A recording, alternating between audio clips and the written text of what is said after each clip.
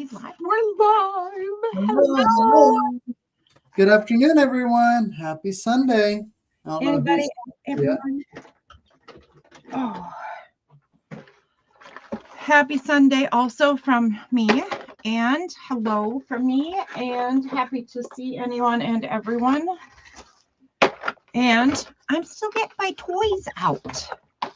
So please forgive the, chaos for a bit. Because there will be chaos for a bit. No fighting, you guys. Hush. Hush now. When you said that, I automatically thought of one of the songs from Prince of Egypt. I think it was "Hush Now, My Baby, Be Still Now, Don't Cry."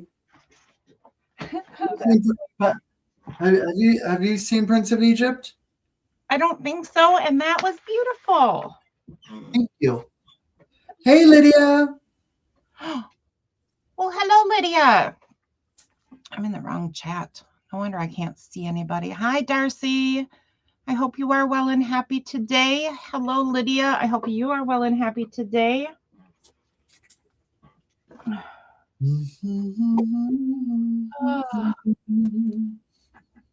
I only think of the really old one. Hush, little baby, don't say a word.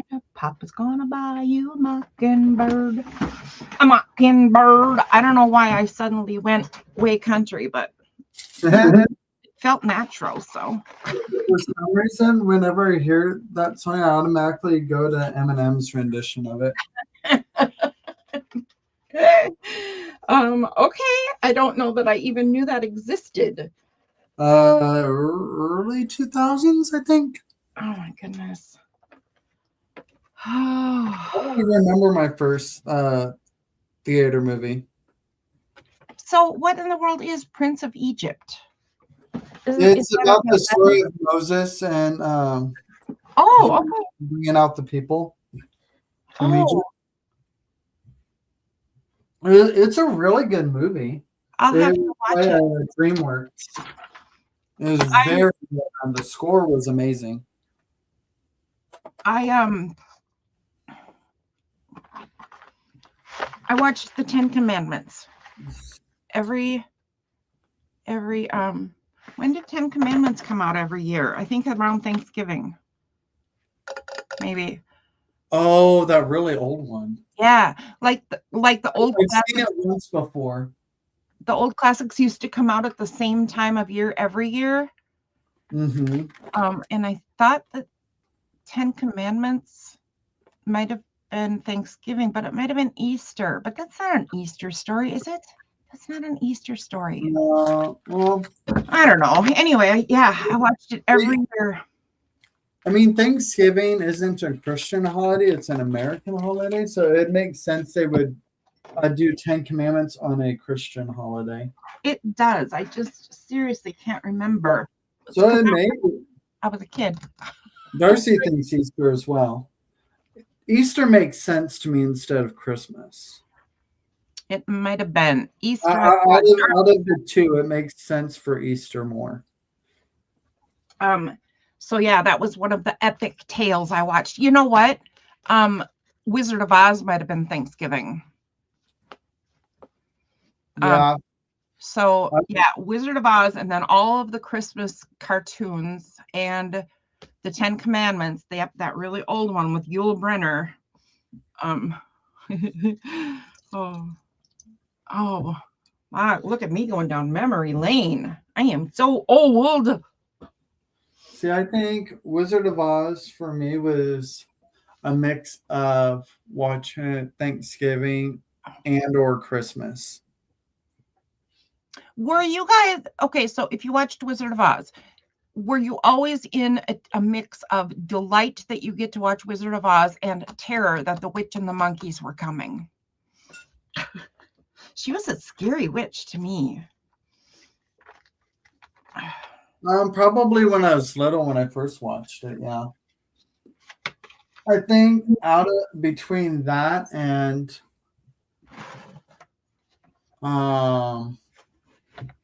Alice in Wonderland, like the one from, what was it, the 80s? I can't remember. I found it on YouTube, and apparently the one I know was the second half of it. But when Alice had to deal with the Jabberwocky, that thing freaked me out. And I watched it and it was like, it looks so fake. It looks like it's made from a bunch of Mylar crap. Well, it caught your kiddo imagination anyway. Oh yeah.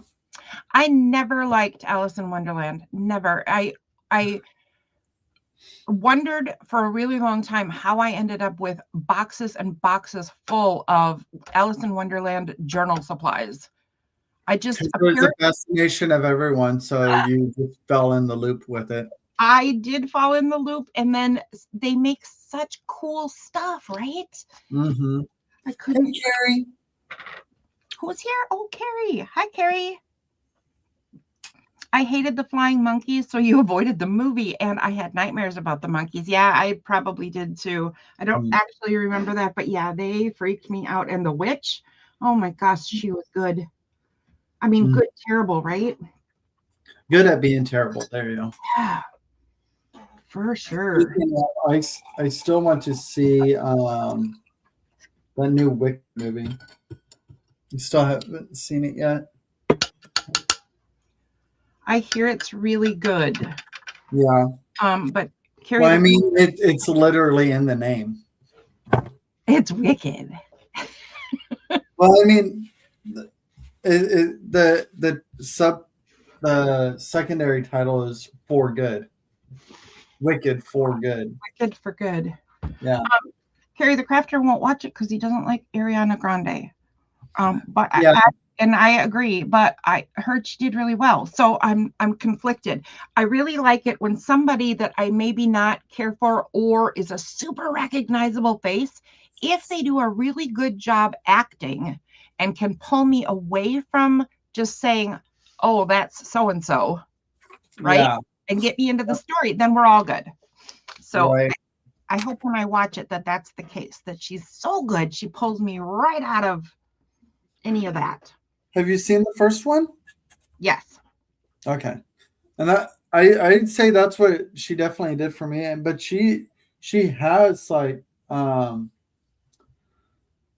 she is trained in the like traditional or theatrical vocal arts. So she knows how to sing, like besides the poppy version she does for herself, but so like she does really good in the movies. I'm trying to think of what I want to work on.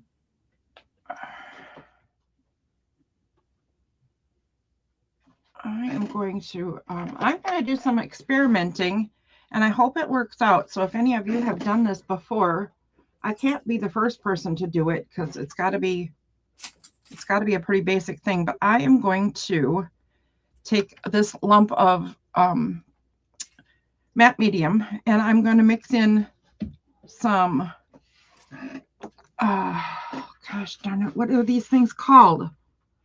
Mica powders. And go in my journal and paint in some glitter spots. I hope that this turns out cool. We'll see. I mean, like, you're gonna get full of paint. Get on your bed, honey. You know what, you guys? No, because I didn't tell you yet, right? Yeah, exactly. Sean and Lindy were so thoughtful and sent me a gift because of, all this stuff. They just thought I needed some happy mail, and they were totally right. And one of the things they sent in there was a complete surprise, and I was taken aback. I wish I had, instead of giggling at this thing I'm going to tell you about, I wish I had kept my head and taken pictures, because they sent in this little box kitty toys. Oh my goodness. I am sure that Sean sewed them. I'm certain he did. Because otherwise, why would they send them, right? I think it's just a personal thing, and they did it. And oh my goodness, I cannot tell you how excited the cats were. Because he sewed in catnip into them. Well, it worked because they went bonkers. Yeah, I remember them presenting them during the pajama party sale, and yeah, they're catnip toys. Hi, Hey, Jay. Well, they were. Hi, Hen. They work. If anybody has cats and wants to get a thingy for their kitties, stupid amounts of highly recommend. Oh, maybe. You know what? Save the maybes. Okay. Darcy, would you like to see what I have done with your journal quick? I'm going to flip through this thing and see where I want to do this and how I want to start. So, this is my journal that I was going to buy this from Darcy and she gifted it to me instead. Gosh darn you, girl. Because she's the amazing Darcy. She is the amazing Darcy, and I love you to bits. I miss so many people. Oh well, I'm lucky that I'm getting to sit with you guys a bit lately. Okay, so anyway, this is a journal from Darcy, and it was fairly naked, and I am now making it the night before Christmas. There is Santa's passport. Ooh, ooh, ooh, ooh. Or ho ho ho ho ho. And all I have done so far is put in tuck spots and decoration, or the big kinds of decoration, right? And I'm going to spend some time today doing glitter bits. But the story of A Night Before Christmas, or the poem really, is all in here and completely in order of how it appears in the book or whatever. And even in order when I made really big mistakes. Twice I lost whole pages and had to figure out how to get them in. Oh, I'm loving how this is turning out because I was you're on last time you were working on it. I've decided to try to get it done, and I don't think it's going to happen because I would need it to be done before Thursday. But I'm going to try to get it done before Thursday, and maybe whatever doneness it's at, I will be done because I think I'm going to donate it to the chemo center. And I think I'm going to let the nurses decide who needs this. I just feel like, okay, call me weird, right? But I feel like sometimes there's messages in the universe and you got to pay attention to them. And I super feel like there is going to be someone who really needs this journal. And I feel like that person is there and they will know the right person to give it to. So I'm kind of a weirdo. I get it. But I can't tell you how strong the feeling is. So I think that's where this one needs to go. And whenever you get those types of feelings, you have to follow through with it. I certainly try to. Yeah, for sure. And I love this guy here. So I'm going to put this on here somehow and have it be the tiny Santa. And so he's going away, right? He's done. And then it's morning and look at the mouse woke up. He's so excited for Christmas. Mm-hmm. Okay.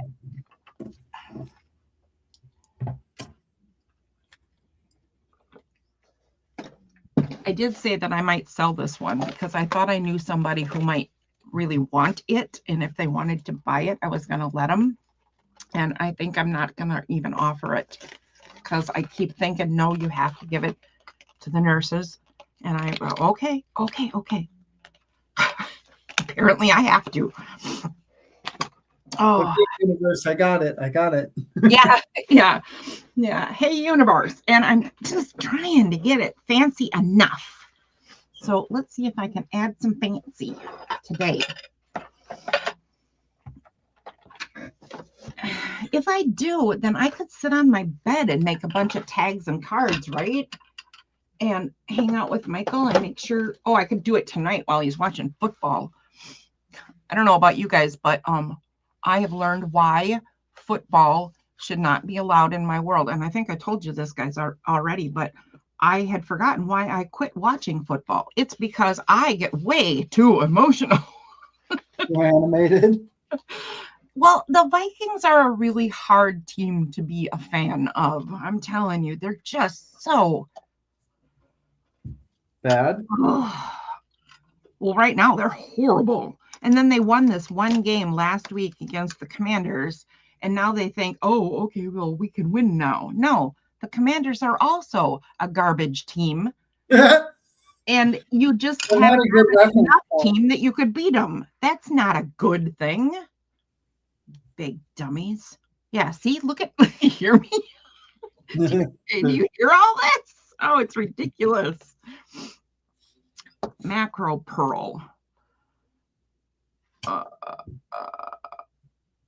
Gold interference. I don't know what the interference means. Do you guys? Micro pearl. And pearl white. All right. We can get a lot of snowy type. What? I mean, isn't that a position in a sport? It's a or a play running.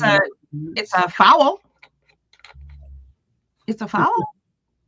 Pass interference. Oh, you've been naughty. Hey, Wilhelmina. Hello, Wilhelmina. Yes, I get all in a tizzy over football. Thank goodness I don't like any other sports that much for watching purposes, because my life would be consumed with yelling. Sometimes you need yelling to keep you calm in the other bits. Absolutely. If you're gonna yell, make it at your football team. Have you guys ever seen those? I can hear you anyways. Have you guys ever seen those foam bricks that you can throw at your TV? I need some of those.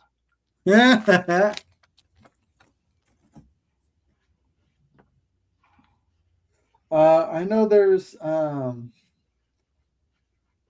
so there's some of my customers that come through. They make, what are they called? Okay, I'm only going to use this word because it's a proper term. Okay. For the thing they make. They make damn it dolls. Oh,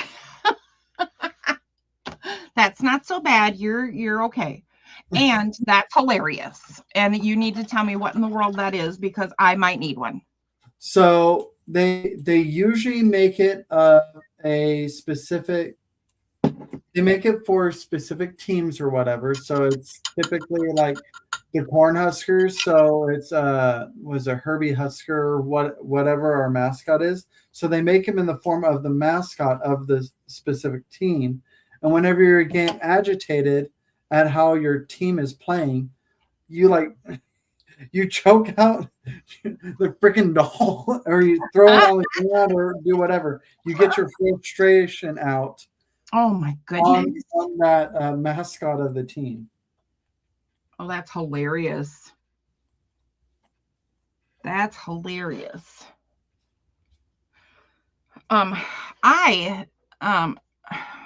okay. My brain is obviously flip-flopping everywhere. I think I might need a Gamut doll. But I also think I need to order some more of those kitty toys. So I don't know how in the world I joined all that together, except, I figure sewing and soft things. And then I went straight to Sean. Sean should be making Dammit dolls. Maybe not. Oh my gosh. Could you imagine how fast those would sell? I know, right? And then, but he wouldn't have, till Monday. He really wouldn't have to do it about a team. Like real life could use those dolls.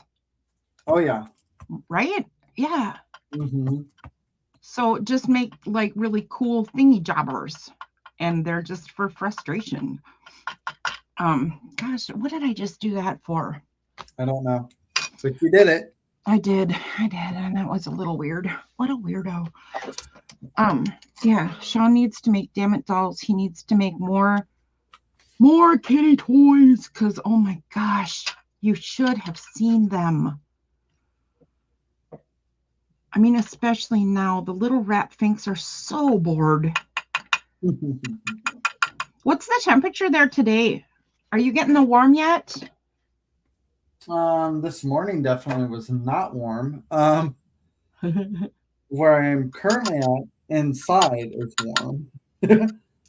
Thank goodness, right? Let's see, where are we sitting right now? The current weather is 19 degrees, but the real feel is 8. Oh, okay. So the warm is at least heading this way, because today in maybe you had this yesterday, but today in Minnesota, or maybe you had it overnight, I don't know, is below 0. It's below 0 all day, and the wind chill is like 30 below, or to 30 to 35 below today. Well, we were like 0 most of the day yesterday. Yeah. So I would imagine the warm is supposed to come by Monday, so it must be heading your way all day today. My cats think they want to go outside. No, you do not. Trust me on this. Oh, it got up to 2 according to this. Okay, so we did make it above 0. We got up to 2. Some single digits, but oh my goodness. How ridiculous.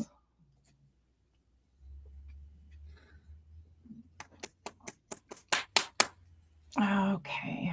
So this is Glimmer Mist, and this is Recollections. I wonder if they were as smart as some of these other companies and put a ball bearing in here too.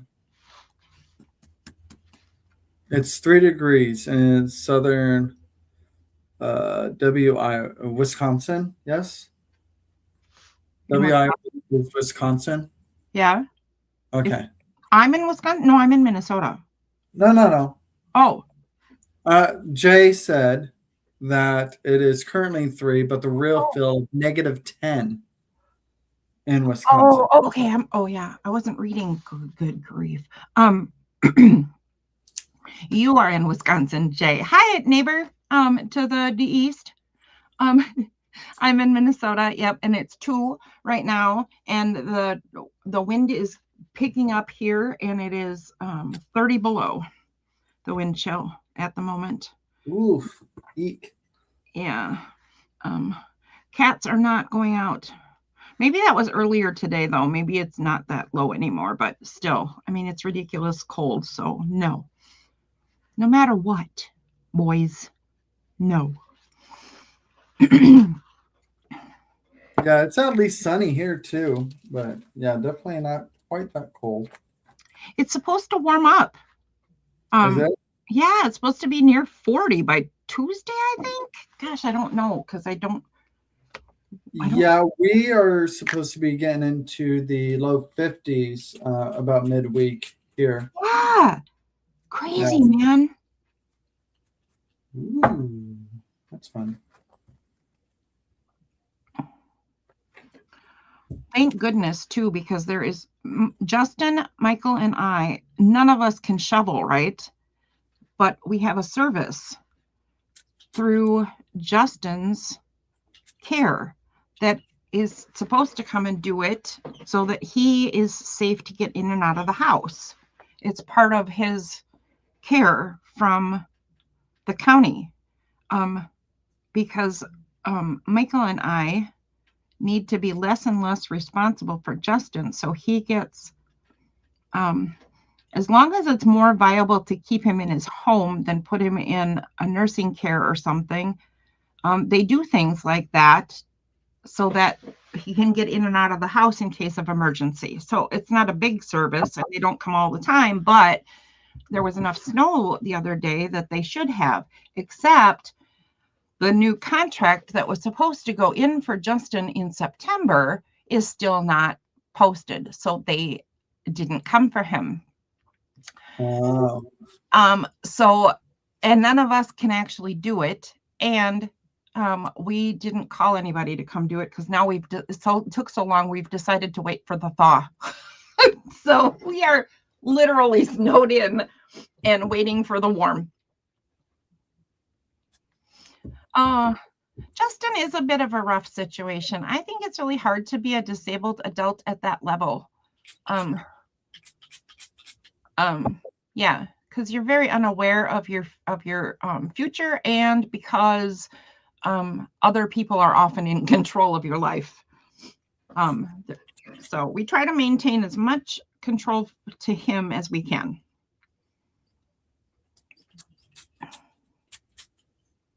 Oh, good. Jay's snow guys are doing a good job this winter. Well, there you go. I'm glad. Are any of you old enough like me to remember when winter was actually like up to your, like halfway up your house snow? Well, I remember that back in when I was much younger, around Halloween. Oh, do you remember the Halloween blizzard? Yep. Yeah. Yep. What was it, like 96 or something? No, not quite. I think 91. I think it was 91. Maybe that's, I don't know. I thought it was the blizzard of 91. Jay, do you remember the Halloween blizzard? Yeah, because we were at our aunt's. We were actually on visitation with our dad, and we actually got snowed in to our aunt's house. Yeah, you did. So how I remember it was around Halloween-ish is because there was Halloween decorations everywhere, and yet there was snow outside and no power. Yep. My not my husband, actually both of us, we are we are misbehaviors, and we took the kids out trick-or-treating in a blizzard. I know there was also one in the 80s. I know of it, but obviously I wasn't born during that time to actually be a part of it. But like I knew there was one in the mid-late 80s. That might be the one I'm thinking of. Let me take a peek here. Halloween blizzard. Oh, 1991. Nope, that was the big one. At my house, 3 feet of snow. By the time we got done with the kids and got into our own home, it was an absolute comedy show trying to get into the house. And then once we got in, we were in for days because we lived in this little section of town that was kind of forgotten. It was underdeveloped, dirt roads, acre-sized yards, fields, all the stuff. So guess who's last to get plowed? Of course we are. Yeah. And probably because of the fields and the wide open spaces, lots of snow blew in our neighborhood. And yeah, up to 3 feet where we lived, and you literally couldn't get out the door. So maybe like your aunt's house even, right? Because you said you were snowed in. But yeah. It's crazy bad. Yeah, there was no getting out the door because it was about halfway, if not a little over halfway up the door. Oh, I just loved it. I loved it so much. All the fun and silliness is my favorite.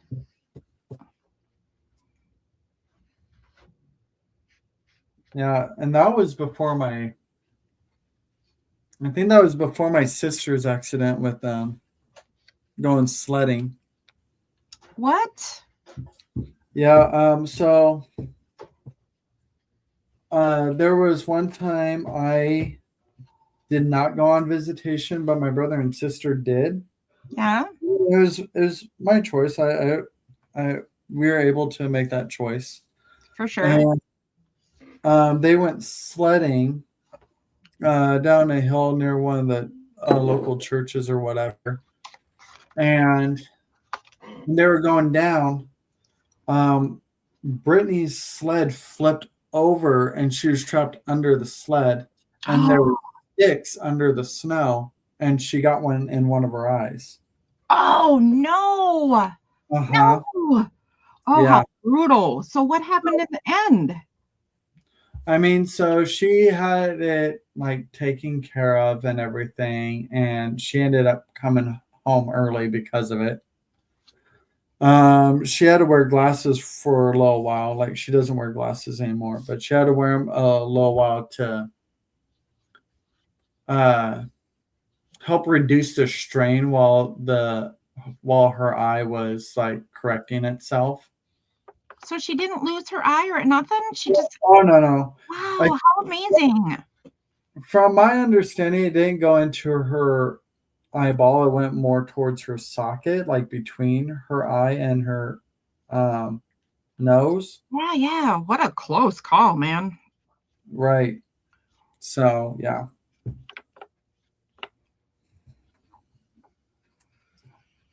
Now that I'm thinking about it, I almost had a pirate for a sister. You should tell her that someday. Hey, you really kind of messed up here, lady. Aim better next time. I don't want a pirate sister.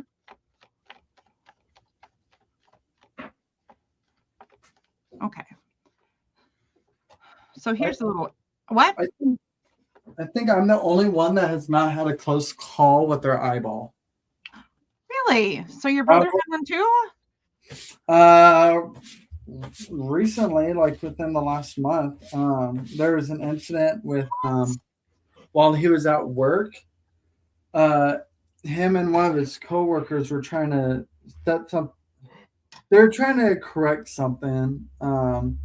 He does new plumbing, like in newer buildings or whatever. Okay.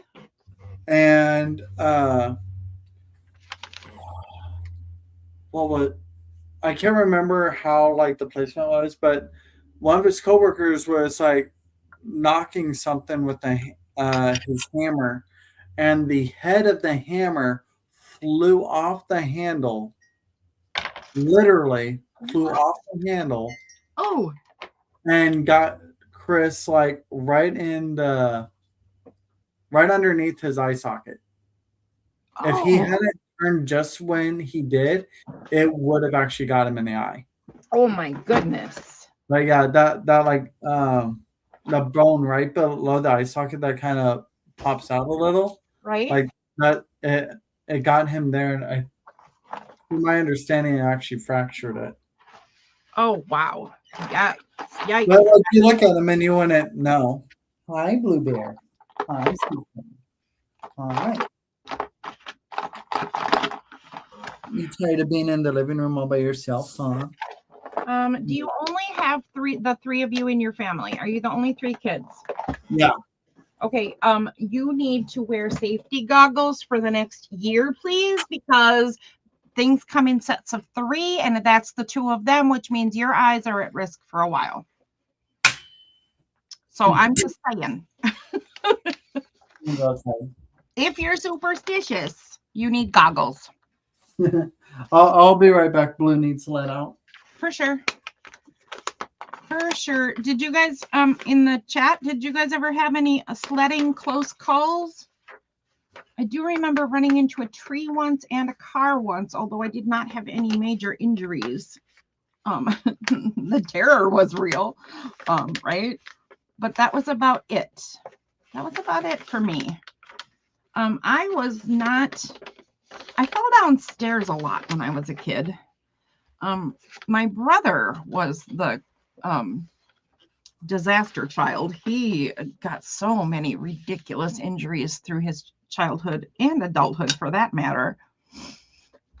Jay says I ran into a tree. Yeah, broke the toboggan, but that was it. Oh, good. You were lucky too. Yeah, I was too. Toboggan. It sounds like something from a Jim Henson movie. It does, doesn't it? That's a good Jim Henson word.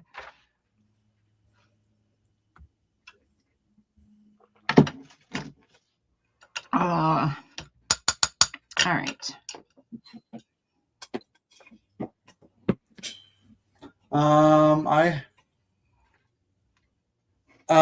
It's you just broke the sled. Okay, got it.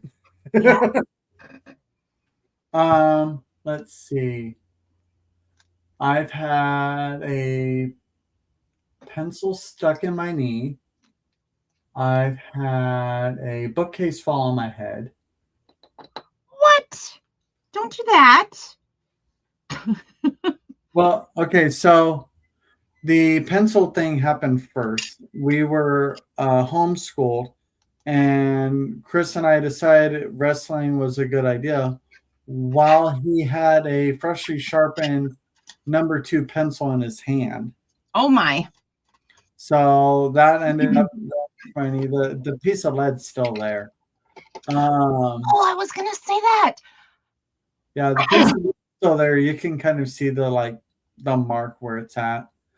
And then there was one time we went to a church friend's house because mom and our stepdad at the time were going on a business retreat or something. I don't know what that was about, or it was date night. I don't know, but we went over to our church friend's house, and I was trying to get this toy off of this bookcase I thought was attached to this dresser when I was climbing it. It wasn't, and I leaned back, and the bookcase fell on my head. And it didn't hurt or anything, but my head felt a little tingly. So I reached up on my head and then pulled my hand down. I was like, there's blood all over my fingers. Oh, yeah. Head injuries bleed a lot. Yeah. So, but yeah, I think that's about it from any of my injuries.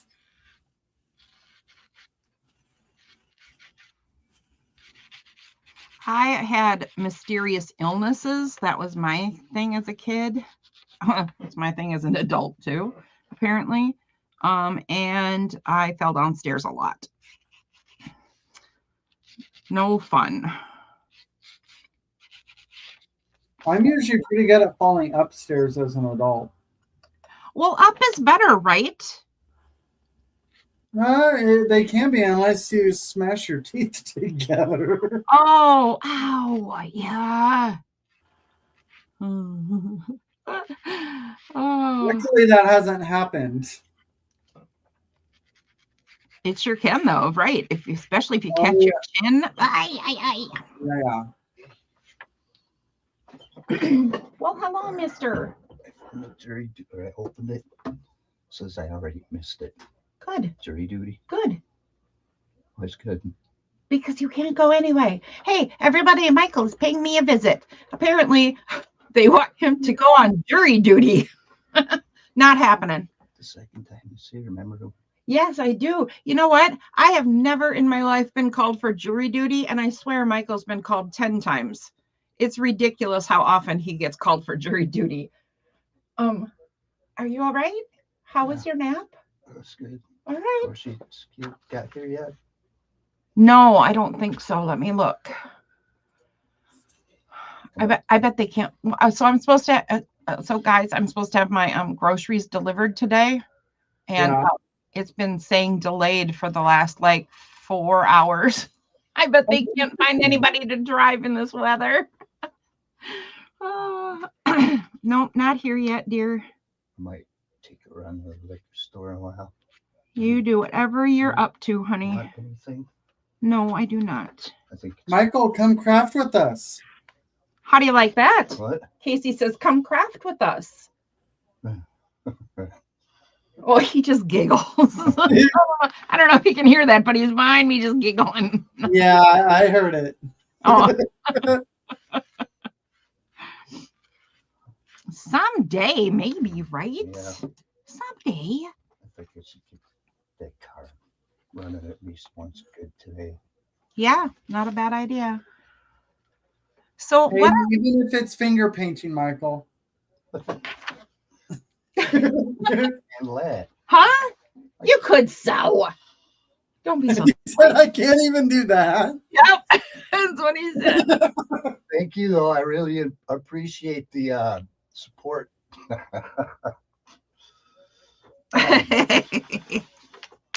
Thanks for the offer for the invite. Yeah, definitely. It's always open for you. Thank you very much. You're welcome.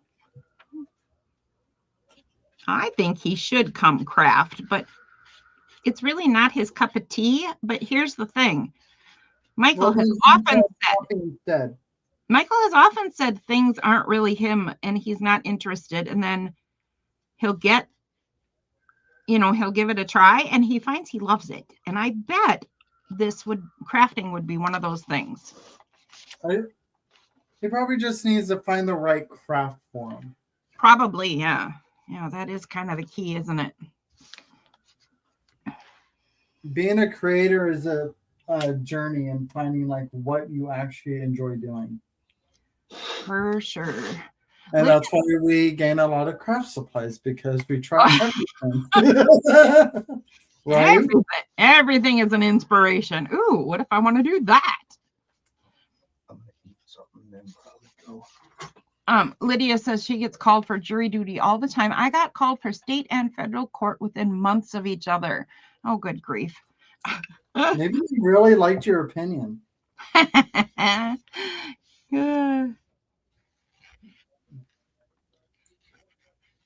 But from my understanding, the way it works, like it's a general consensus from the jury, not like individual votes or whatever. Or like they don't know who voted yay or nay or whatnot, right? For the most part, lawyers can call for it and ask to be polled. That doesn't happen all that often, and not on just inconsequential cases. So yeah, I know I haven't, or at least if I have, I haven't been aware of it. But from my understanding, if you get called for it and don't, you get in trouble, don't you? Yes. That's what Michael's worried about, because he got called and didn't respond at all. But I'm not worried, because first of all, the police aren't going to come fetch him. They have more important things to do. And second of all, we can just call and say, he's not supposed to be on the list anymore, because the earlier time this year, it was before the latest diagnosis, right? It was just the other lung problems he has. And the doctor said, no, he cannot sit on a jury. Absolutely not. So he is supposed to be medically removed. So I don't think there's any concern at all once we call him and say, hey, we missed the boat on this. Please do not come and arrest my husband. Right. Well, it'll be fine. I don't think it's to worry about at all. Besides that, if that was a real life thing, like if the police really did round up jury ditchers, they would come to my house with a warrant for my husband, and they would see him barely breathing on his oxygen tank, and they'd go, no. Like, now we understand why he didn't respond. It was like, yeah, we're not hauling this guy off. No. No. They issue a bench warrant for not showing up, but he shouldn't be removed. But he should be removed. Oh, for sure. Okay. Well, hello, Debbie Epps. Nice to see you. How's it going, Epps? They do issue a bench warrant, but yeah, unless he's out and about and does another crime and gets, searched and whatever, they're not even going to know. So we have plenty of time to take care of it. And even if they did, they like I said, that's not a thing. That's not a thing, dear. You're fine. Yeah, so Michael, no stealing craft supplies for your wife. I mean, we know that's what you want to do in your free time, but no stealing craft supplies for your wife. Otherwise, I think you are perfectly capable of being able to go to jewelry duty. Words and all that. Words are difficult. Words are difficult. Just crazy. I don't think I'm doing a craft today that lends itself to a live show because you can hardly see anything I'm doing. Because I'm just adding glowing touches of mica powder to anywhere there a little glow would fit in. So I apologize for the boring art part. Let's all I'm doing is making messy paper, so again, boring art part. Are we both boring today? Apparently. We're both boring today. You would have to be in a government office or stopped by the police. Yeah, for sure. For sure. Yeah, you are correct. Oh. I usually don't go into government offices. Like, there's no reason for me to.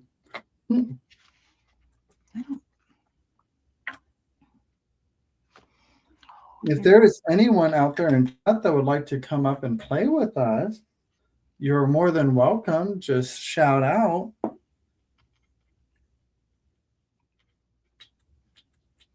Jay, will you be hopping on later on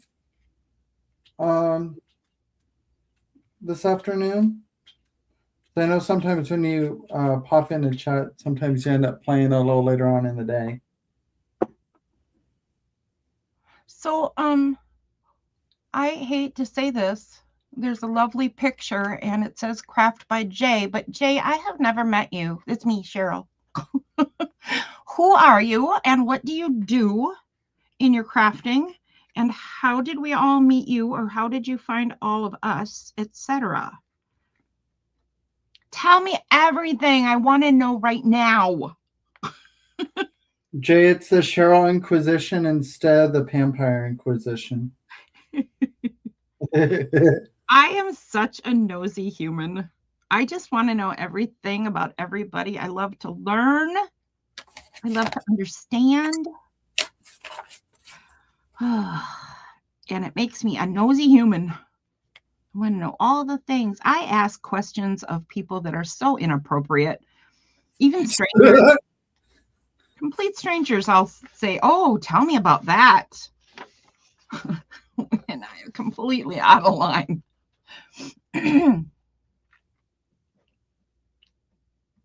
Oh my gosh, I don't know any of those names.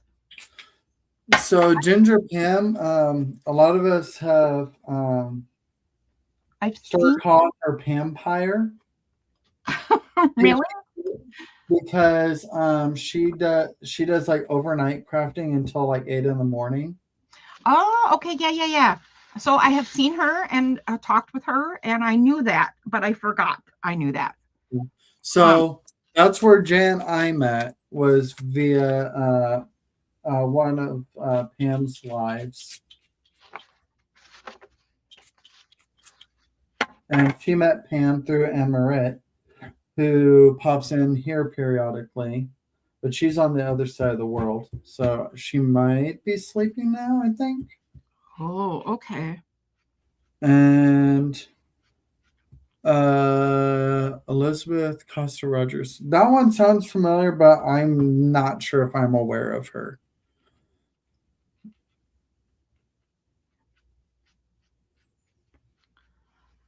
Yes, that's right. Anne Marit is Norwegian. There are so many folks. It is both lovely to know that there are so many of us out there, and at the same time it's frustrating because you can't keep up with everybody that is doing cool stuff that you want to see. Yeah, Jay says he mostly makes cards, but he's kind of grunge adjacent. Hey, Christina. Hi, Christina. Oh, Norway. I am Norwegian. I am Norwegian and Native American. And I am Casey Allen. I grunge curious, but wait a minute. So those things are not mutually exclusive, Jay. Like you can make cards that are grungy, right? So they could.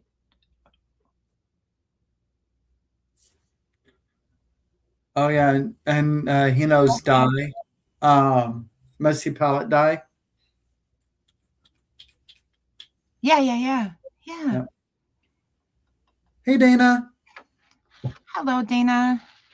Hi, Casey. Carrie was talking about coming on your live the other day. Oh, really? What was she, Christina? Or he, rather? Was he Christina? Oh my gosh, I'm getting all my genders confused.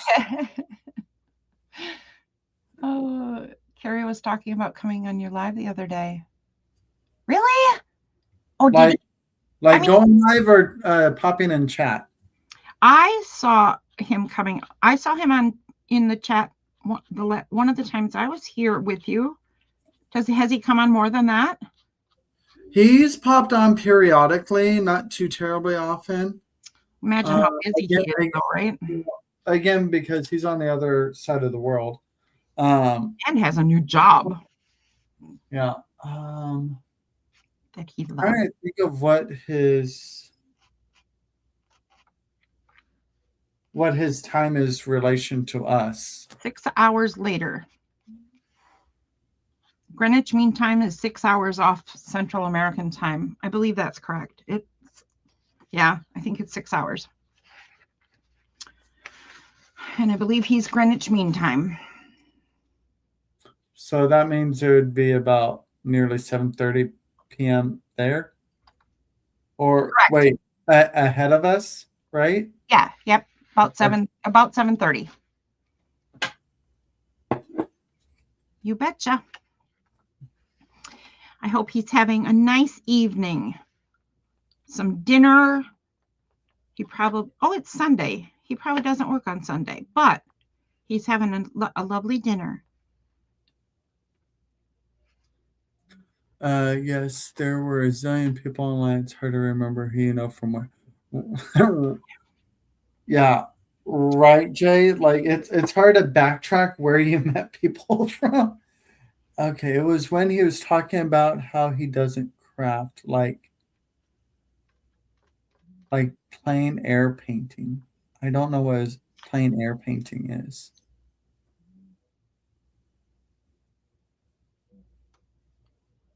He doesn't craft.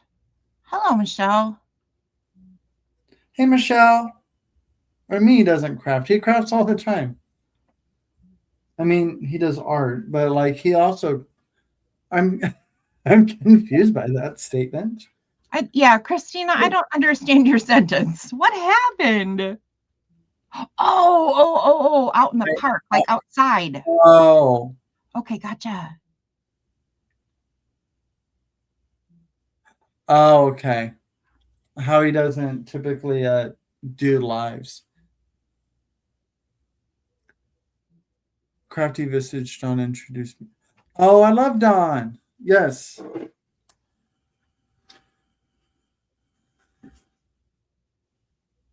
He does videos that he can edit. Yeah.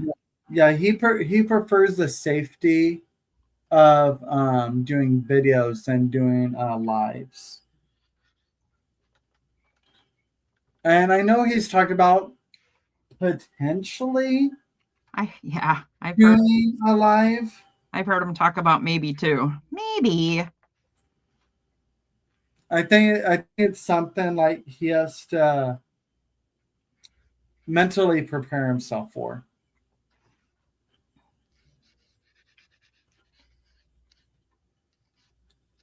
Jay, a lot of us do.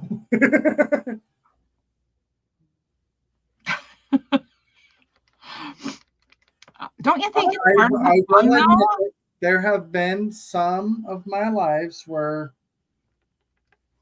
conversations have gone away. I definitely would prefer them not to. And you do have the option to hit the delete button, and I have had to do that a couple times. Really? Yeah. Oh, I hope I didn't cause that. Oh, no. I hope I would never want to be that. But yeah, sometimes it just Like on. certain things either get said or certain things get shown or whatever. Yeah, That like I would much rather not have on my channel, and everybody has their preferences on that, for sure. and we all have the capability of hitting that delete button. Just smart to know you have the power. Into a version that doesn't. If we're doing our life, people will likely get more.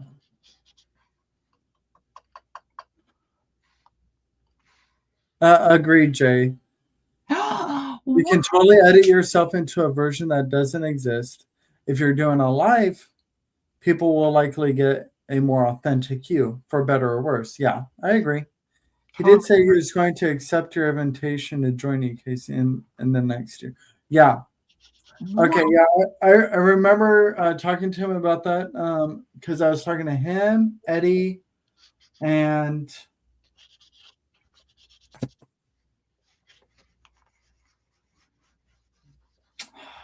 somebody. I don't think it was you, Jay. It was someone else that started with the J. I think it was Justin, but I'm trying to remember. But Eddie and another gentleman were in the chat here, and they're like totally down for it. And then at some other point, I happened to talk to Carrie about it, and Carrie was interested. So you had a conversation with Carrie? Yeah, just like in chat here, like it wasn't like a one-on-one thing, but yeah. Okay. Well, I'm jealous anyway. Although he did come visit my channel a couple of times. Oh my God, I was so excited I couldn't stand myself. Yeah, I agree. I think that's the best way to go, especially if you're not apt to doing lives in general. Doing it with someone else helps make you feel more comfortable and takes a lot of anxiety and stress off your shoulders. For sure. Start with a little anxiety because you're like self-conscious to begin with, because you're like, okay, what can't I say or whatever. So like, but there's a lot of us crafties that that they're just being their authentic selves and half the time don't care what comes out of their mouth. But like that's how you learn how individuals are like in the real world anyway. So I don't see the difference.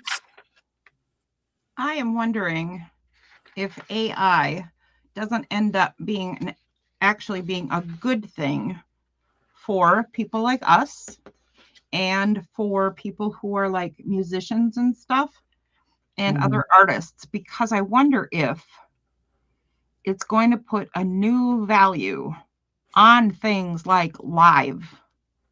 Yeah. AI is so going everywhere, and musicians are suffering with getting paid and stuff. Not the big guys, right? But the smaller groups and newer people and whatever aren't getting paid. But I'm wondering if it's going to put a new value on live concerts and big music festivals and that kind of thing, and be kind of a renaissance for those things, because won't it become more valued than it has been? I think it might. same thing here. YouTube is starting to get loaded with AI stuff. Maybe it's going to put more value on the stuff like you do, Casey, like all this lives. Mm-hmm. That's my hope, anyway. Those are a good way to go, especially if there's a plan or parameter challenge or known project or whatever. I'm always worried about not being a great guest on other people's channels. Yeah, there's definitely people who make lives more of a show or more of a random craft table you dropped by. That's an interesting point. Oh, yeah. Mm-hmm. Hello, Diane.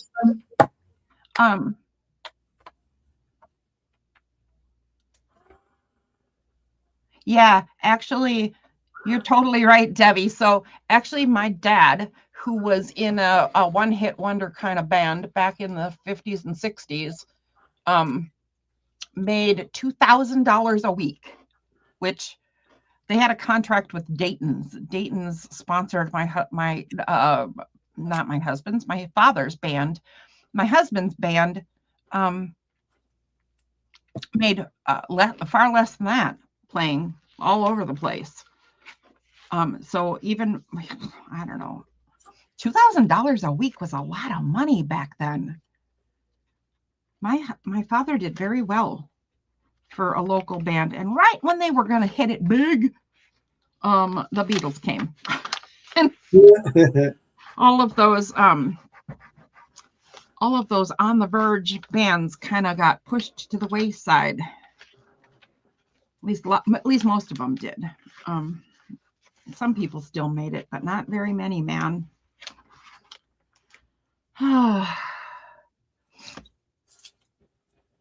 Okay. Well, thank you, Jay. I think it's a promising point. I just want to be optimistic. I know that AI is really worrying a lot of people, but I'm wondering. I think there's always positive and negative to stuff. So I'm kind of hanging on to that concept. All right, let's pull out the macro pearl and the micro pearl now.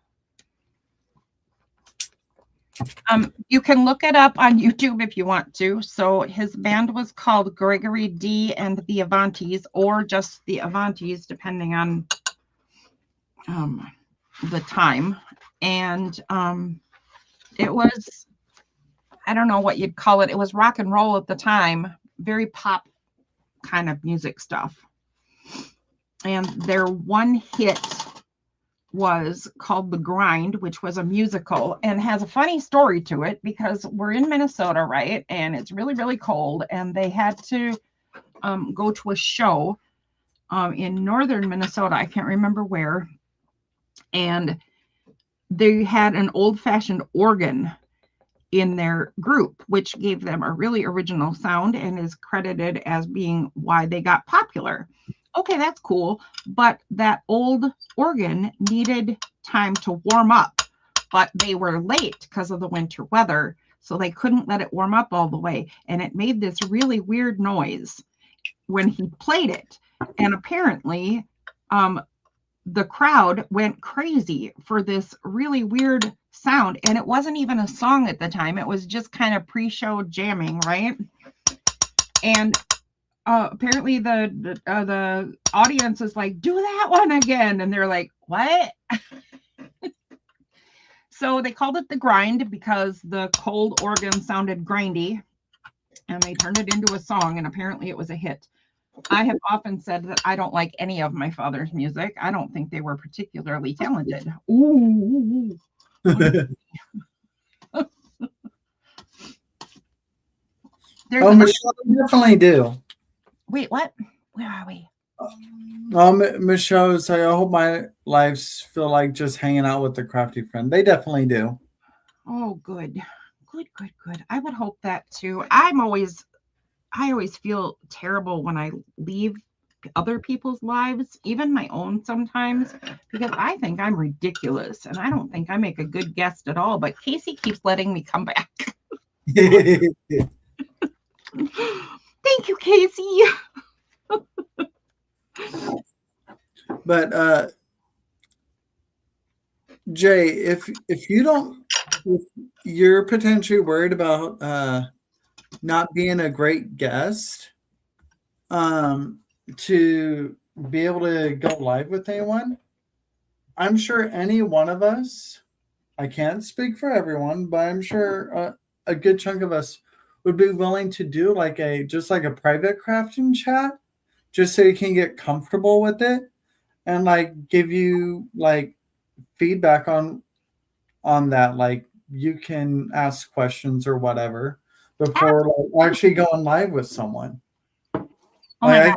I think that's a smart way to go. I would do that with you in a heartbeat, Jay. Heartbeat. Casey, that is a fabulous idea, and I'm sorry I interrupted you. It was just such an exciting idea. I couldn't resist. I mean, I did that with Mary, just Mary, because she's very shy and she's not comfortable with going live. So I mean, she used to sell and everything, but she was never like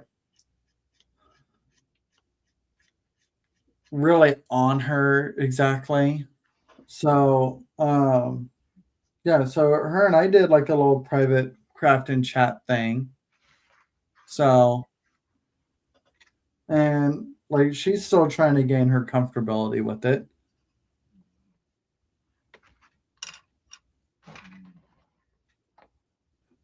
I don't stream it. It's just every community has a different feel. No, I definitely get that, Jay. Like you definitely gotta fill your grounds with who you're potentially crafting with. Like what is like comfortable topics or whatever.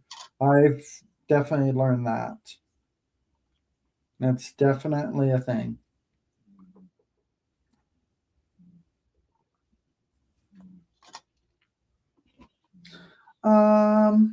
What else do I want to play with? Doo-dah, doo-dah.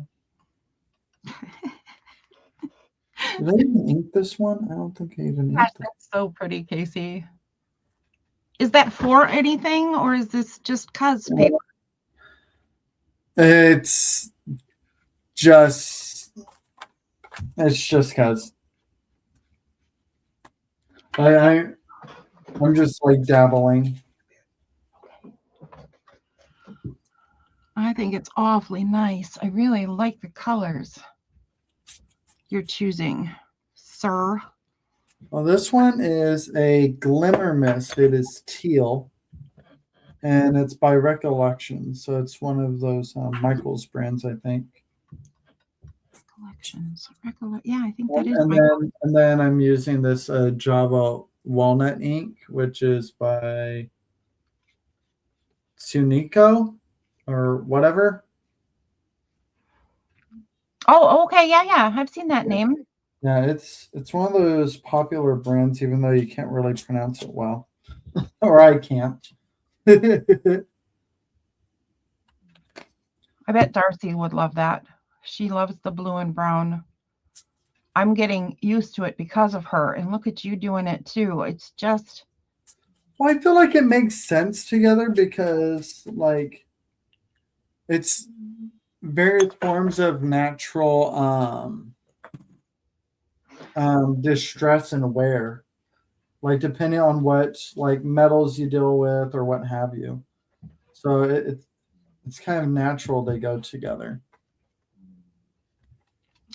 That is probably why Darcy loves it and why I'm so enamored with it since seeing her do it, because it's just a natural combo. I think you're right, Casey. I think you're totally onto something there. I was just going to put gold sparkles on the place that already have gold sparkles. What a weirdo. That's probably not going to do much. Besides, add more gold sparkles. Mm-hmm. Yep. Mm-hmm. Why not?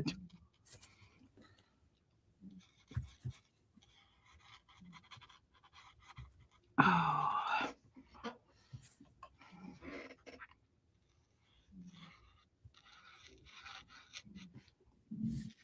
Pardon me. I always try to keep my lives as real life as you can. But that can mean talking about some serious things, as most of you know, because you've visited me from time to time, but not to linger on that, right? Like don't deny it. If there's bad stuff going on, let's get it out for everybody. But then let's turn it around and find things to be grateful for and happy about, because I just think that's what I always try to do. Always. I hope that I pull that off. Because I care about all of us. I want us to all be happy. I want us to all understand our humanness. Humanness. Humanness. I don't know why that. The remix of Being Human. I don't know. Yes, apps. Hi, Tammy. I'm trying. I just did an unboxing Friday morning. I think yours was one of those ones.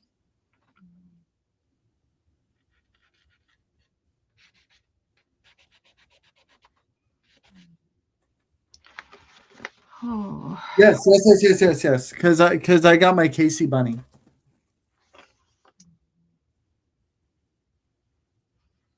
Oh, yeah. I saw the Casey bunny. Debbie, that was so cool. I have not seen the is it a weenie bunny? Yeah. Yeah, I have not seen the weenie bunny yet. I hope to someday. But she got hers and she was super excited. Yeah, that's what I hear. So she messaged me and she's like, "It's so perfect." So Adria loved her bunny. I also heard that she loved her bunny, and I loved the Casey bunny. That was just good stuff, man. Good job, Debbie.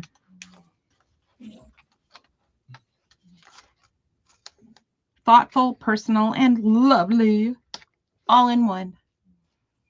Yeah, I didn't see the weenie bunny yet, but similar to bunny. I thought it was a weenie bunny. Is it not a combo? It was like mine, but there was dachshunds involved in some of the attire and background and stuff like that. Oh yeah. That's what I thought. Okay. Yeah. How's it going, Tammy?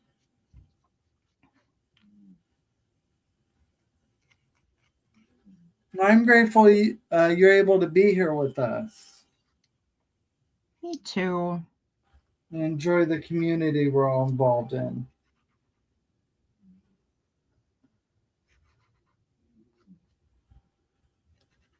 All right, and just a heads up, I will be calling it at 3 today because my brother and I were going to go to a local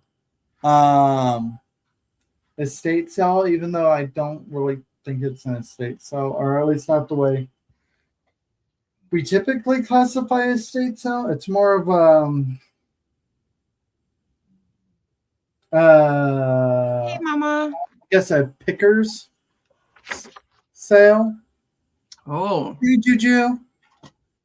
So I from the looks of it, they're just trying to get all this crap out of the house, and they just got someone to just get stuff slightly enough organized that like it's kind of reasonable to get in there, but you really have to pick through things.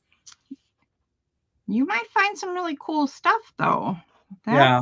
I mean, it might be a bust, but it might be. I mean, that's always the case, isn't it? I don't know what I'm saying. It's always the case. Yeah. I mean, I've been to a couple sales that are more like a picker sale or like kind of a rummage thing where like it's literally go through, dig through whatever, you find what you find. Yeah. one of mine and my brother's friends, he started an estate sale company or whatever with one of his friends, and he got hired on by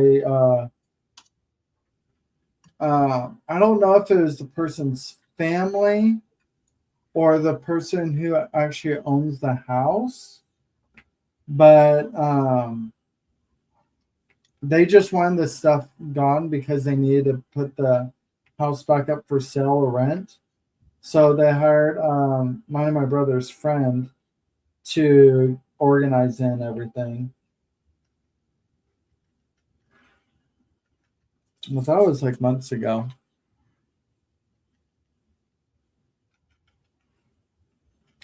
Try Nano Banana to today, Juju.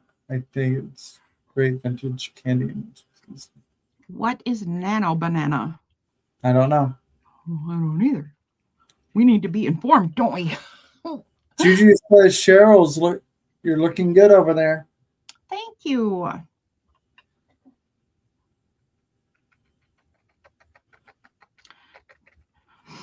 Juju has been hanging out with me from time to time because I'm going live whenever life allows me, and she's been watching the progress. Oh yeah. Way. Oh, it's a Google AI tool. Oh, okay. Well, wait a minute. I've never heard of Google Micro Bananas. I mean, I've heard of Gemini on Google. Are they, do you know about both of them? Are they different? What's the deal? What's the deal, Debbie Epps? Tell me everything. Good grief. She needs all the deets. I know. I will never stop being a goofball. I swear. Tell me everything. All right. I'm going to put a little bit of radiance in Santa's beard. Not sure why, but I am. Santa glows with the magic of Christmas. Or so we've been told. It might be the schnapps he puts in his cocoa. It might be. Recently, I heard from someone they don't do Santa and Christmas that way because they don't want to work really hard for their money and buy presents for their kids and then not get credit and give credit to some magical pretend thing. And I just, my heart broke a little bit. Creating magic for my kids was just the best. Yeah, I mean, and I kind of get that, and I think you should be able to show appreciation to what your parents are able to do for you, because sometimes it's not a lot, but they need to be able to learn to appreciate where it actually comes from. I agree, but when they were, well, I mean, there's two sides to making the magic. So, yeah. I am okay waiting for them to show appreciation when they're older. I can create the magic, and then when they're older, they realize the truth, and then they can go, "Oh my gosh, wow, you did great." I can wait. Yeah. I don't need credit for treating my children, I guess. I don't know. I kind of get it.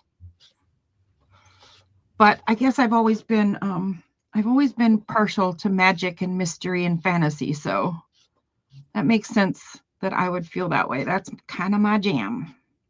Yeah. I used to take flour and put flour bunny footprints all over the walls and stuff for Easter too. That was so fun. Oh my gracious. It was so fun. They would follow the footprints. Where did the bunny go?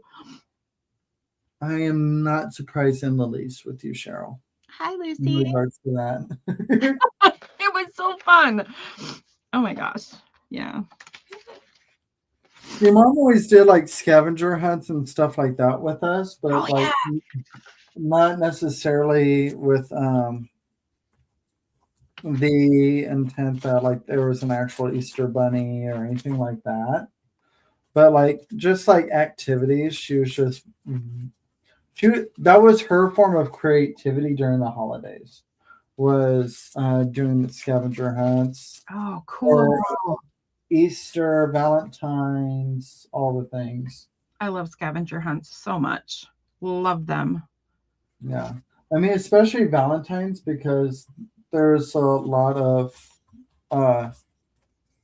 her adult life with us kids where she was single. So like that was her form of celebrating Valentine's when she didn't have a partner. Oh, yeah. Yeah. So, Spend it with your kids doing a fun thing for sure. yep. Mine was because we were always really poor when our kids were growing up. So I mean, same. Yeah. We were lucky we lived in the apartment we did. I let my kids pick one birthday. Like we had this meeting, right? It was in the car. We were driving somewhere and we had this little discussion, the four of us. And I said, Dad and I have talked and pick one birthday, discuss it amongst yourselves where we're going to go as all out as we can and do the big birthday party. Because all the other kids got to have big birthday parties and whatever. So I said, pick one and we'll make it super special and whatever. And we did scavenger hunts for their 13th. They chose 13 because they were official teenagers. So, oh my gosh, I had friends. That's smart. It was good. It was good. I had a friend for Justin's who got so into it that his gift to Justin was a metal detector. And then when I set up the scavenger hunt, I had each place that I took my kids to give the clue for the next thing, right? His gift, first he had to find the clues. He had to follow the clues to find his present. His present was the metal detector. And then the metal detector had to go all through the yard and find the buried treasure. And that was where he found the next clue. That was so fun. That's kind of how my mom does scavenger hunts during the holidays. Yeah. It's like one clue will lead to another clue, will lead to another clue, will lead to another clue. And each one of those clues had a gift or a treat with it. Oh, cool. Cool.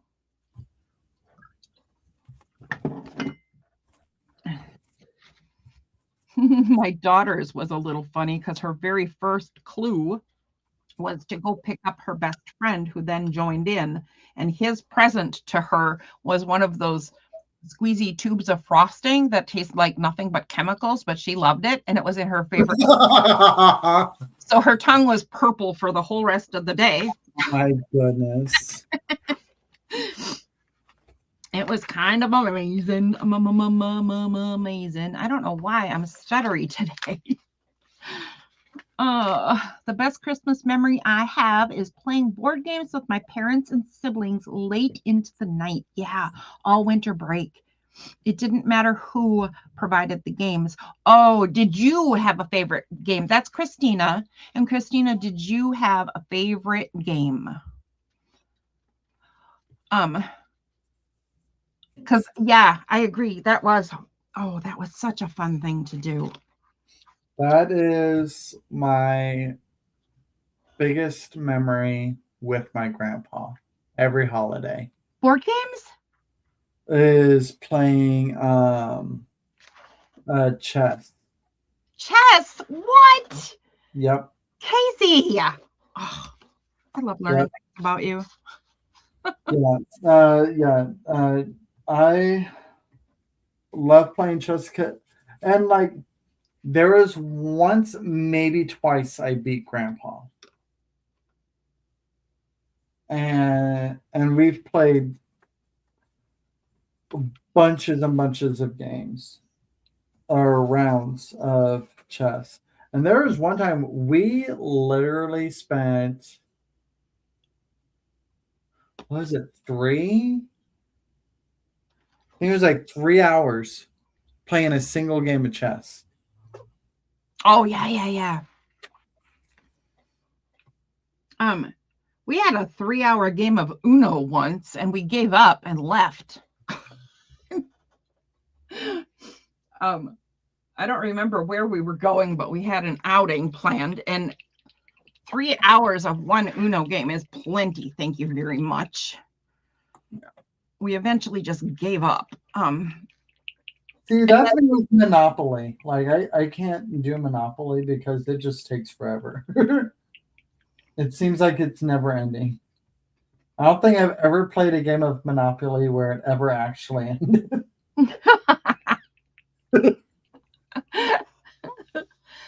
We have a game like that here in our house right now that my son over the years paid into Kickstarters and hundreds of dollars over the years because it was a multiple development kind of thing and whatever. Anyway, it's called Arena. I think it's called Arena or Arena. I think it's called Arena. Now I can't remember what the boxes say, but there are tons of boxes upstairs filled with the game. And we played kind of a demo of it. They have like a little mini demo thing once. And the first time we opened the boxes, we didn't play anything because it took so long to get all the stuff out. And then we had to spend hours trying to get the stuff back in. It took us hours just to learn how to put the pieces away. So, yeah, it's a hundreds of dollars game, and it looks beautiful, and we've never actually played it. But it's one of those ones that takes hours and hours and possibly days. Which is fine because Justin has a gaming table, so you could just take all the toppers off, play the game, and then when you need to stop, take notes if you need to, and then cover it back up, and it could just stay in there. But we've never actually done it, so maybe someday. Okay, so I have gone through and done silver and gold through this whole thing. I'm wondering what I want to do next. Oh, I know. I got it. See, I was never into like big board games like that were extra. I have a bunch of friends that love those types of games, and they're usually actually pretty quick about setting those types of things up. But then me trying to understand how it works takes about that long, and I still don't get it. But they know the ins and outs of it and able to tell the story or whatnot. I'm just like, nope. I love that you love this, but can I go play in my crafting room because I don't understand? Magic the Gathering is like that, and it's just a card game, right? But when it first came out, I played it with a cousin's wife. I learned it. What is it? A Juju's heading out. Oh, bye, Mama. But you were saying, sorry. Gotta get ready for trio. What is that? Now I'm nosy. Okay, yeah, I was saying Magic the Gathering, when I first learned it, was they had a nice simple learning pack, and then you bought more cards and expanded from there. And when that's what it was, I could understand it. All these years later, and it's a lot of years it's been out now, my son still plays it with his friends, and they know it like what you're describing, when they know the backstory and they know all the things that all the cards say and do and blah, blah, blah, blah, blah. And I'm like, this used to be fun. When did it get so complicated? See, like I tried playing that with my roommate and a couple of our previous roommates, because they would have a game night periodically here. And they tried explaining how things go, and I just thought I just glazed over. I'm like, too much info. Yeah, like my brain does not work like that. I mean, at this point, Jay, I think it does because it. Well, Magic started what in the 70s, 80s, something like that. It was the 80s. Yeah, it's I- an older game that's just kept getting expanded. because I had little kids. Yeah. Yeah, it has just expanded. It is considered, and I think arguably it might be true, the most complicated game in the world. Because because it's been so many years and every single thing in the game combines in different ways. I think that might be arguable for other games too, but I 100% believe that it's in the mix. I think at this point it's become a cult. I will inform Justin. Anyone who has dedicated that much time to it to know all the ins and outs of it, I think it's a cult. I will inform Justin. And I mean that completely jokingly to any of you like gamers out there for that game, but it's just I don't have the patience for it.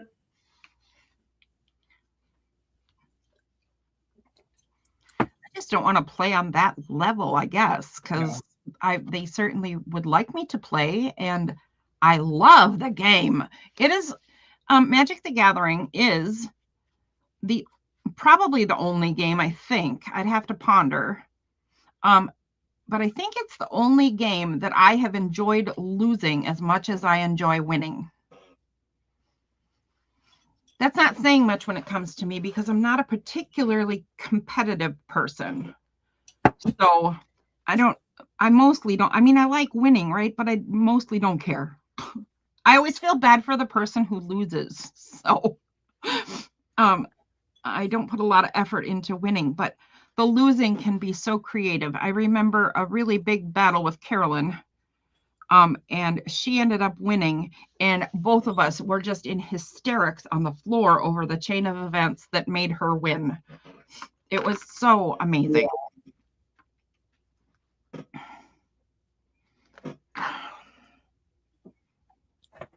Yeah, Magic the Gathering has so many expansions. So many.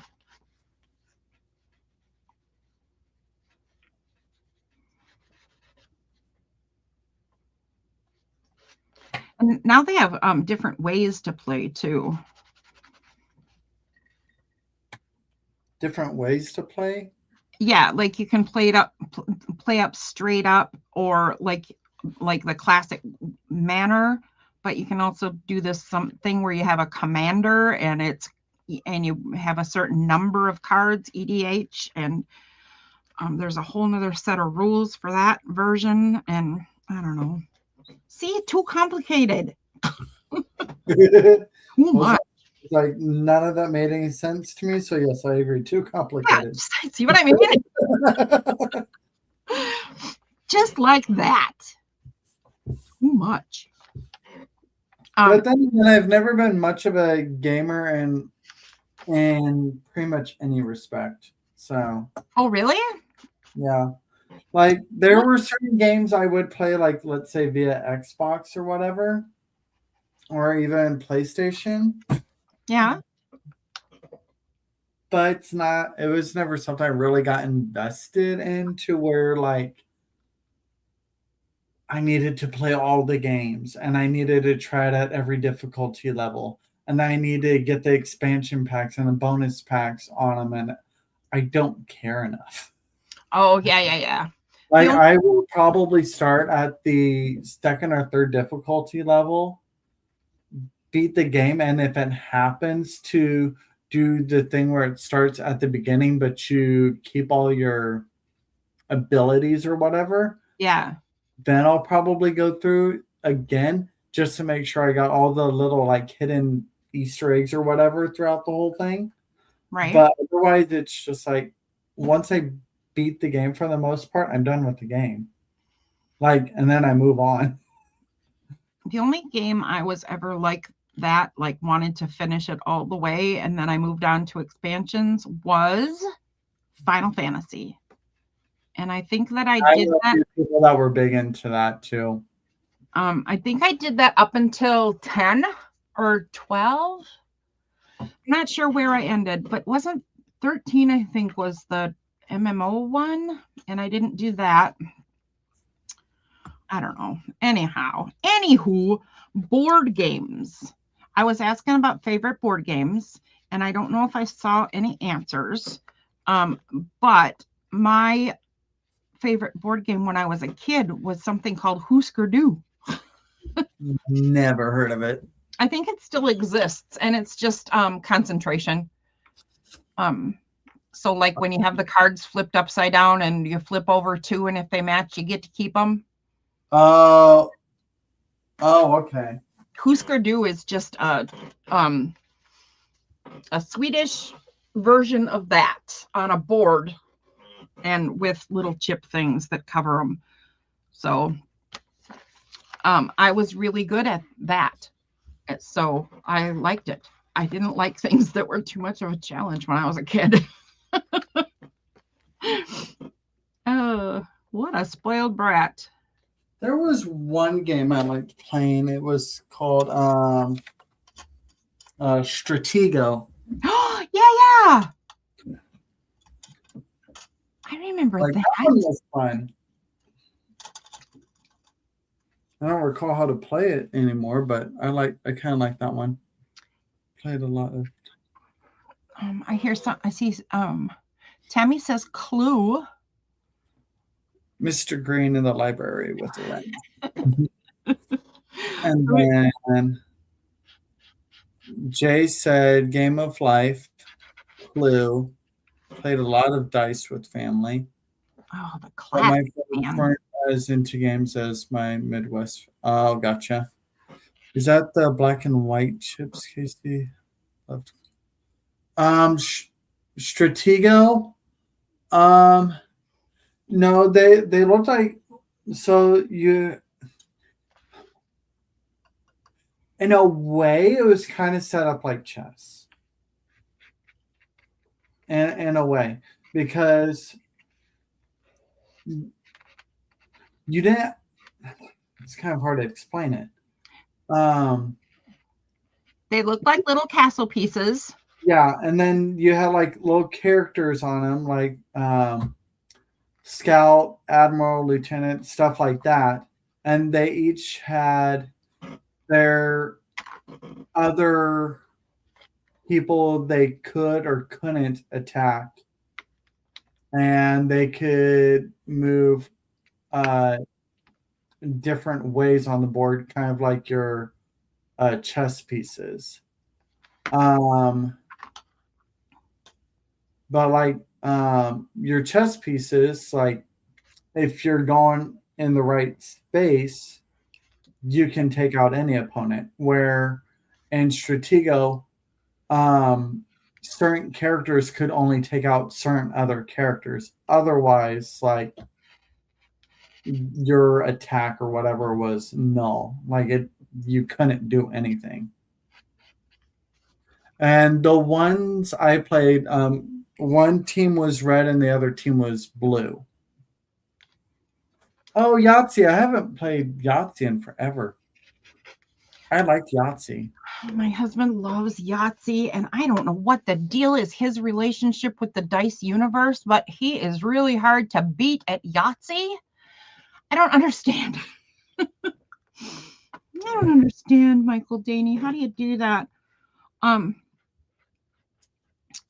remember I tried playing when I was younger, and I think I understood it for a moment, and then I tried playing again, and I didn't remember any of the rules. Backgammon? Yeah. I love backgammon. I love cribbage. I love Mancala is a good one too. Mancala is an easy one to get though. It is. That's fun to play with kids because there's some strategy and it's fun for even adults, but little kids can even play it. So I liked that one when my kids were young. And I think the one you might be thinking of with the black and white chips was Othello or Go. I've never played Go, but I loved Othello. I never played either one of those. Never heard of them. But I mean, I think she's referring to backgammon though. Because backgammon was black and white chips. Oh, yep. Oh, no, no. she agreed. Othello. Othello. I loved that game. We played a lot of these games. I was really good at Othello when I was younger, like teenage years and stuff. And then as an adult, I am terrible at it. Like I completely miss the strategies. I'm not sure what's happened to my old lady brain, but I don't like it. I don't like my old lady brain. It can't play that game anymore. Go is considered one of the oldest games in the world.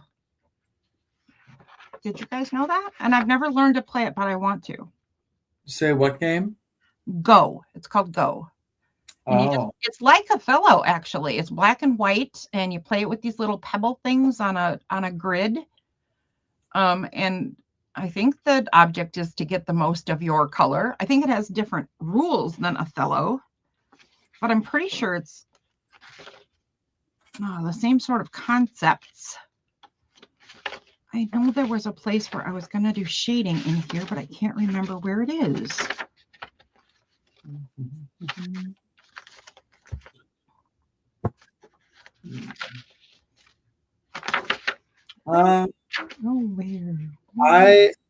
Online, I like Mahjong, is what Ep said. I've played Mahjong on the computer before.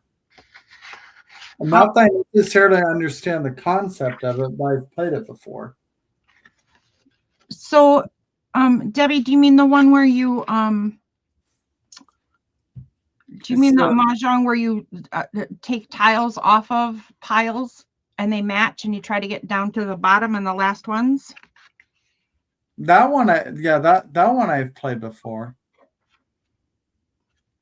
I have never played real Mahjong, but I wanna. And partly the reason I wanna is because it has really cool parts. Like the game pieces are super cool. That's a really dumb reason to want to play a game. I like all the parts. I don't think the computer version is like how Mahjong is supposed to be played. I think the computer version is specifically like playing Go Fish, like trying to match pairs. Yeah. Oh, you've played the real one. I know a young lady who also plays the real Mahjong. And all I remember is that I like somebody in the family had a set and I saw it and just fell in love with the pieces. So that is not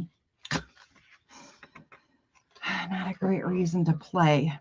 It's not the real. It's played more like cards or bridge. Yeah. You're right. I like that too, Debbie, but I like it too because the online one where you're just matching tiles, right? If you just need to shut your brain off, like you don't want something that's too hard, but you want to be occupied and stuff and have a little bit of a challenge, it's perfect.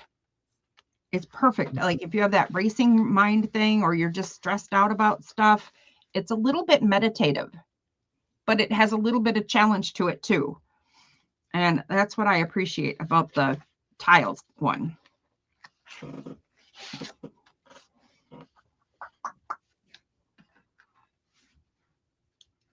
I think this might have been where I was going to do shading. I think my brain's shutting down creatively. Is it? Yeah, or at least for the day. Are you moving on to shopping? Well, I mean, like the sale doesn't start till 3. Well, yeah, but it's almost 2:30. Maybe your brain's excited. Oh, I think I'm potentially overthinking like what else I can make for my grunge lap book. Can you show us how it's coming along? Because I haven't seen it in a while, Casey. Yeah, I can do that. That would be lovely. I have not seen it. Brought it to Picnic Hill Friday, our locally owned scrapbook shop, and kind of had it laid out. Yeah. Sarah, the one that runs the place, she was telling me how I should. Well, she asked me if I ever did, what is it called, like First Fridays or whatever, for which is like basically an art show where you just show like your local art or whatever. And I told her like I never have and never really thought about doing it. I've never even heard of it. Is that a local thing where you live, or is that like an event all over the place? So locally we have First Fridays. We have a few random like small like art galleries Okay. here. And majority of them all have specifically local artists in these galleries. Right. So and there are like First Fridays where like they're all open, so you can walk around town and or drive around town, whatever, and visit all these local galleries and see local art. Okay. Why is it called First Fridays? Is it the first Friday of the month? Yeah. Mm-hmm. Okay. So, and it's to show off your latest thing? Pretty much. Yeah. Yeah. F's even said like, everyone in chat saying that a lot of local cities have First Fridays.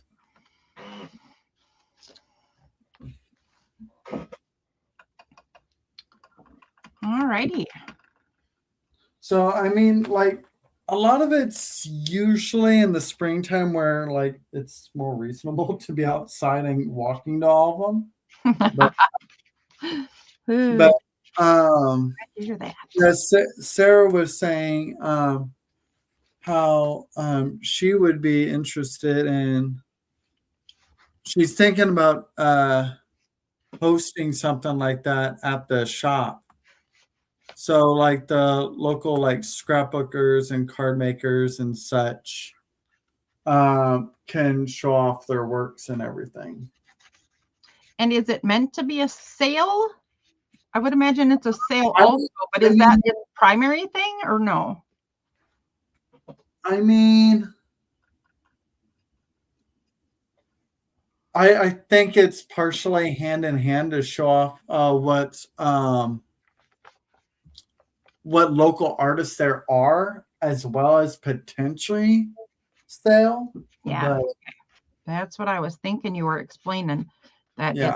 it's yeah, kind of an I mean- introduction kind of idea. But Yeah. I'm sure people aren't going to turn down sales.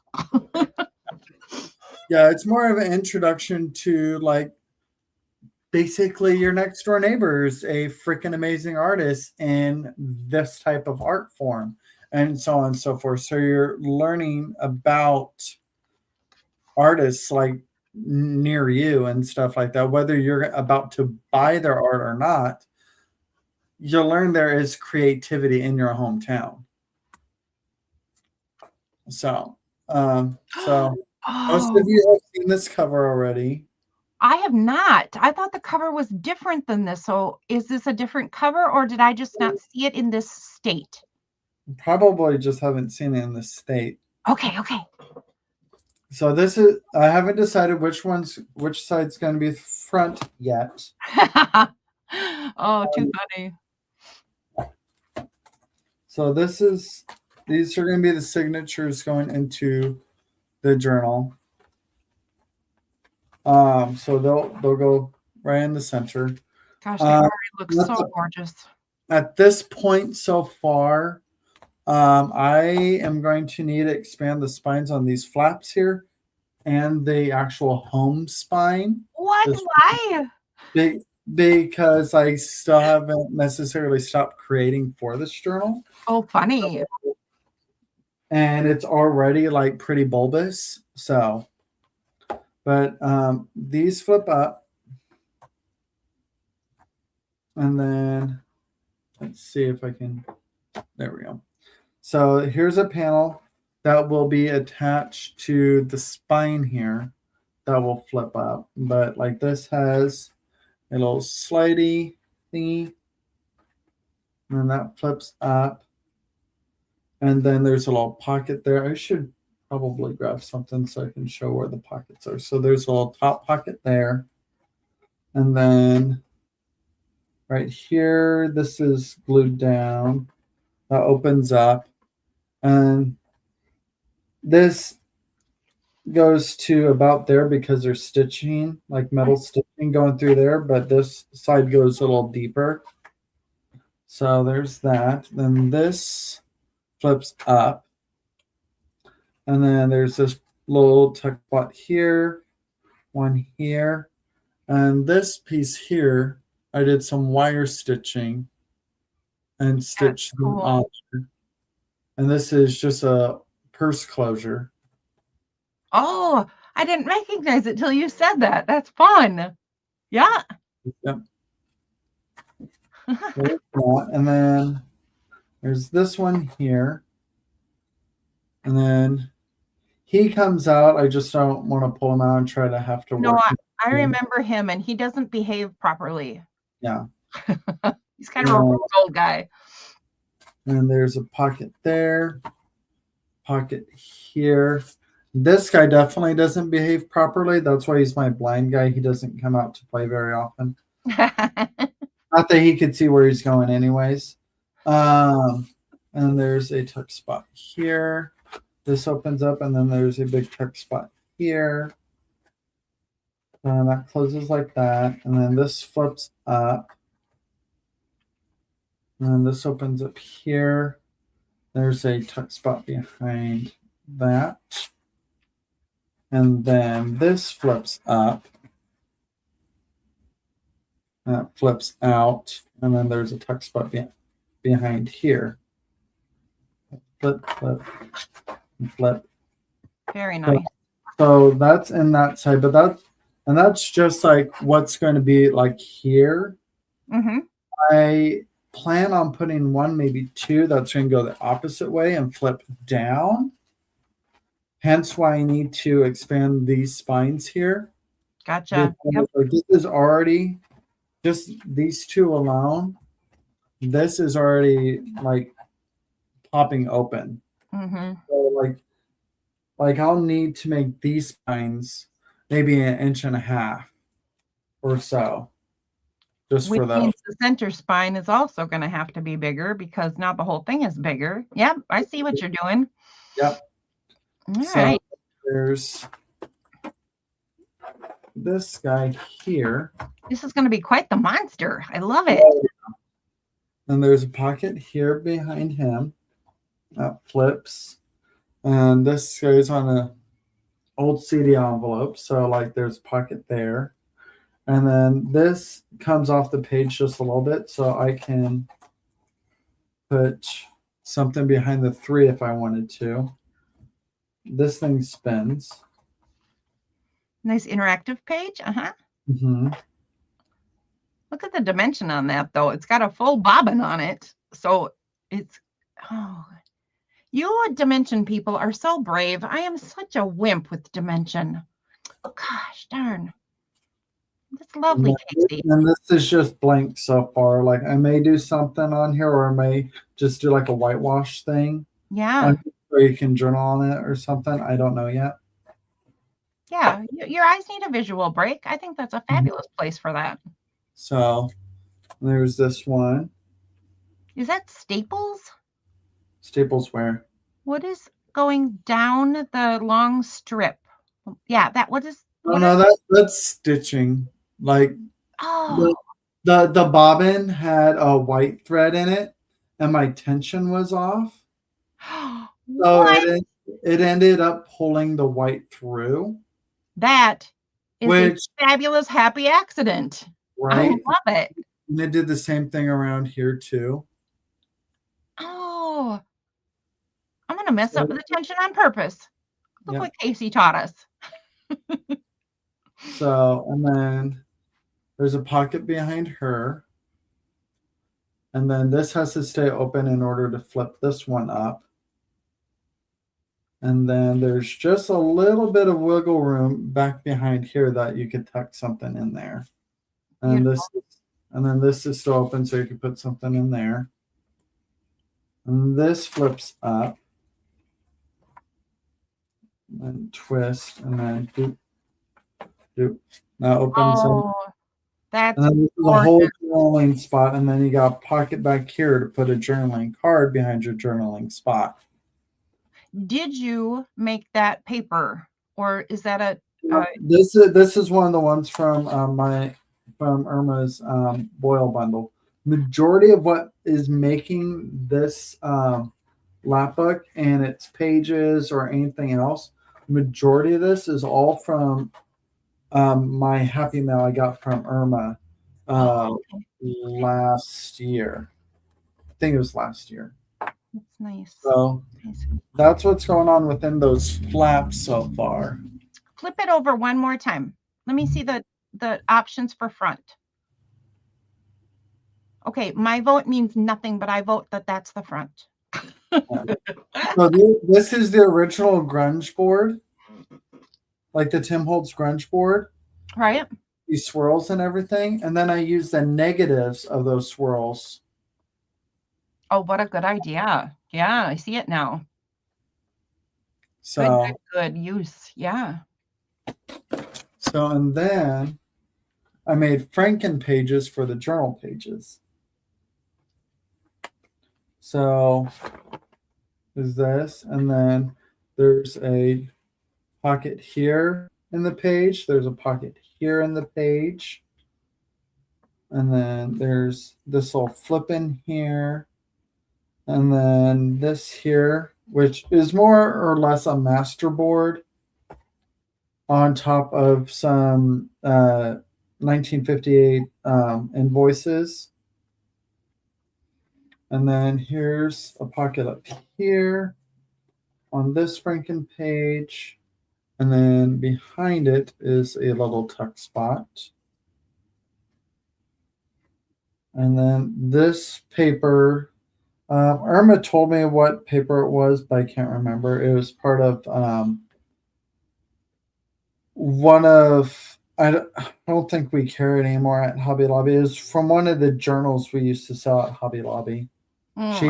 She like gutted the journal and coffee dyed or rust/coffee dyed the paper.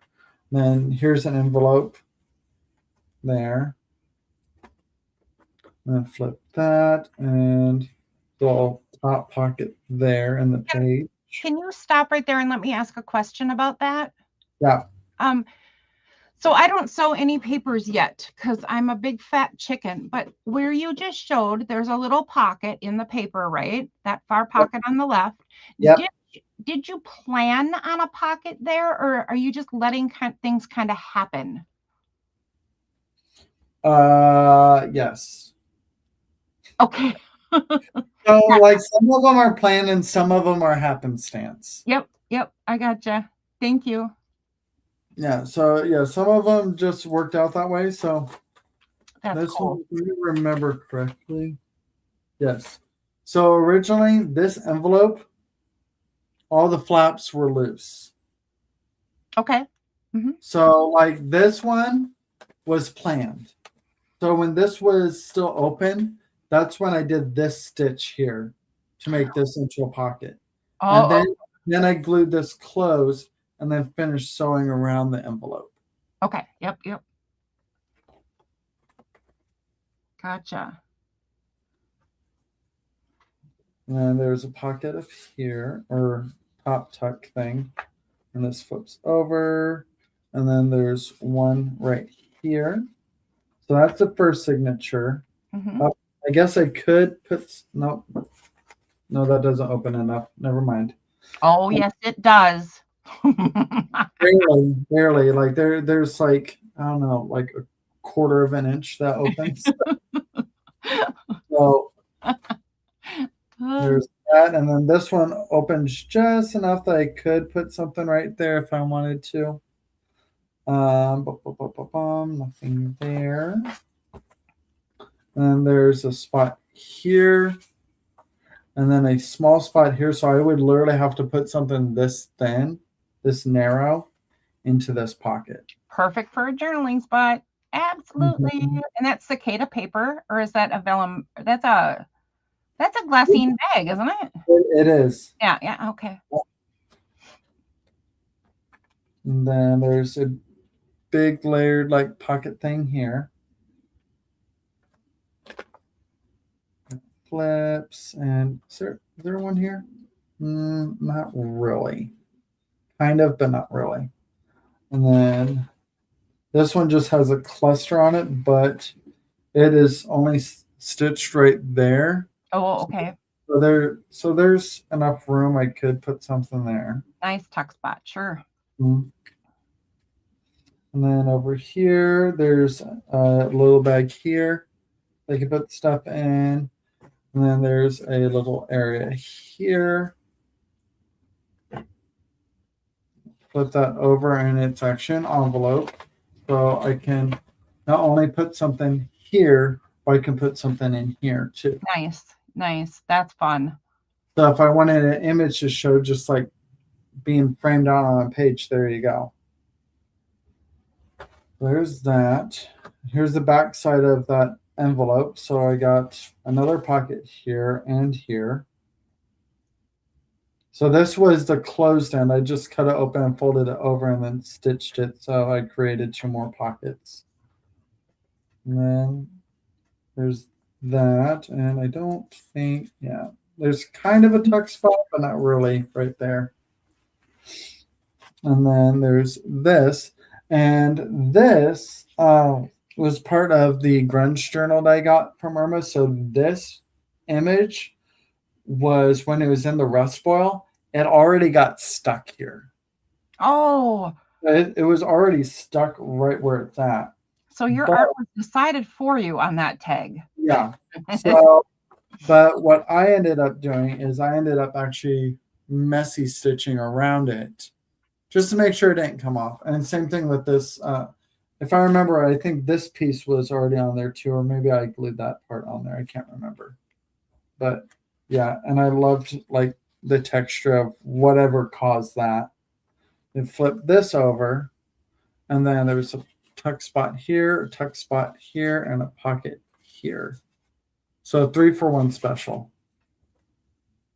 And then that's the second signature. Bye, Jay. All right, bye, Jay. You have a good one. Okay. It was nice to meet you. So here's page. Here's another like glassine bag here. And up here is a pocket. And this is just a little flip.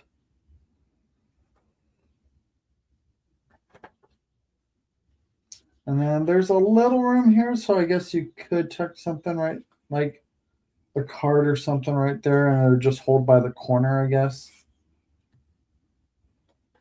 And then over here is a big pocket, and right here is a pocket.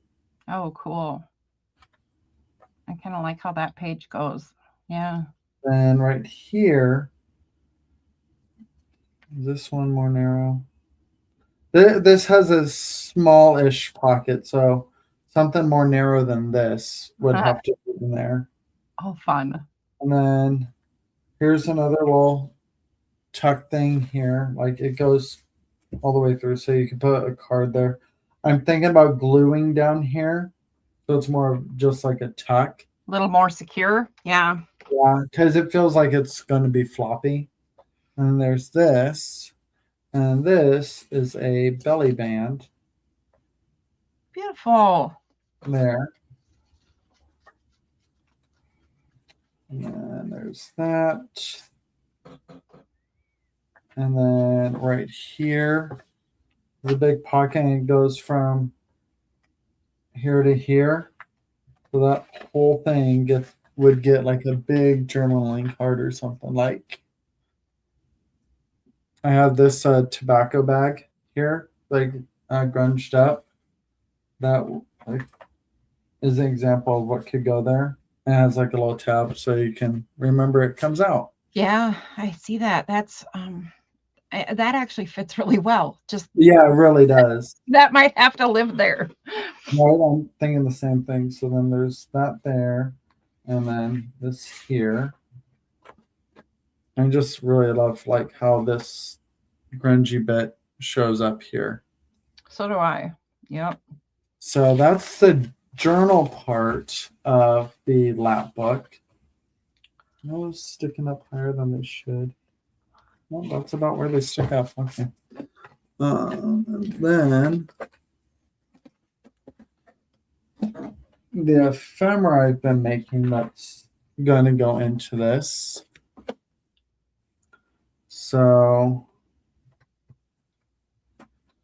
these are made last week,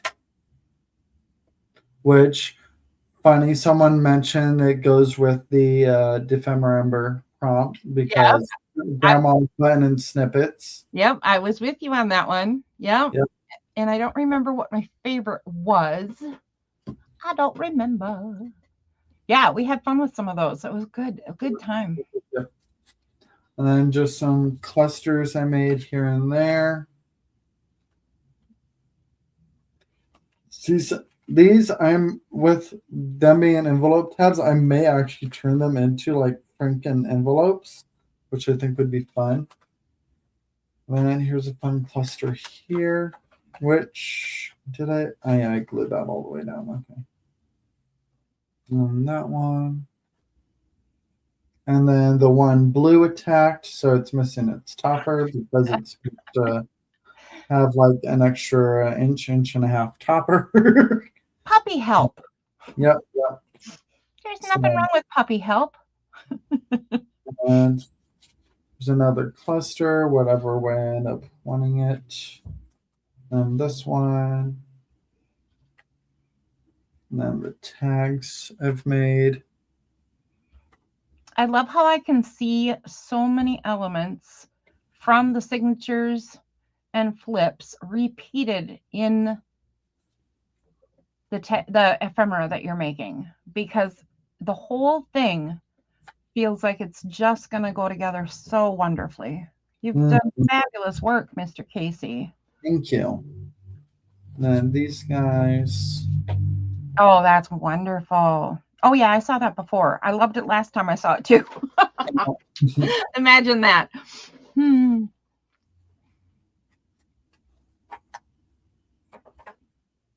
So you still need to do something in the center one.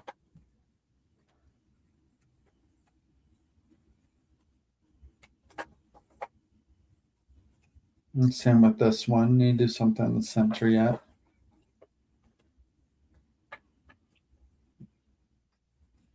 I just like these little baubles that he's sitting on. I do too. You know what else I love? I love the silhouettes. Right? Yeah, they came off the back of the Tim Holtz peoples. I think I would. I have an idea. Like, I think I would do the ones with all the pictures of the people in one part of the journal, and then the silhouettes in the ephemera, like you have it, or in the. I got an idea, Casey. You have inspired an idea. In the thinker box. So yeah, that's how it's come out so far. I took a picture of it when it was laid out, so I think it'd be interesting, like after it's all put together, have this image like printed off, or like it broken down to its components.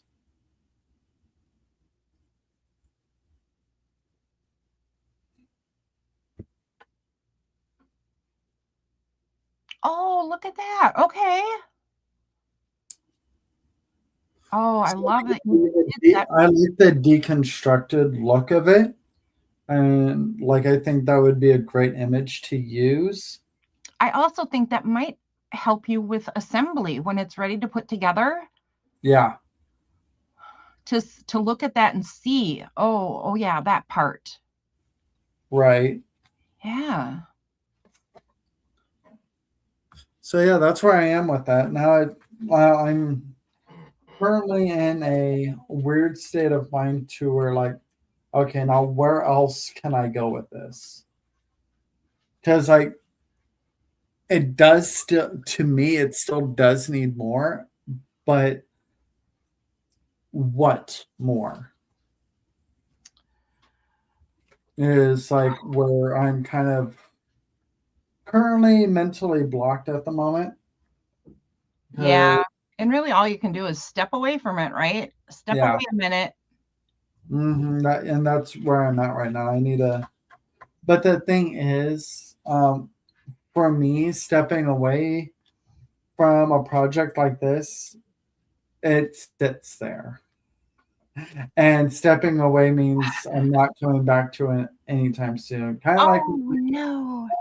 my grimoire.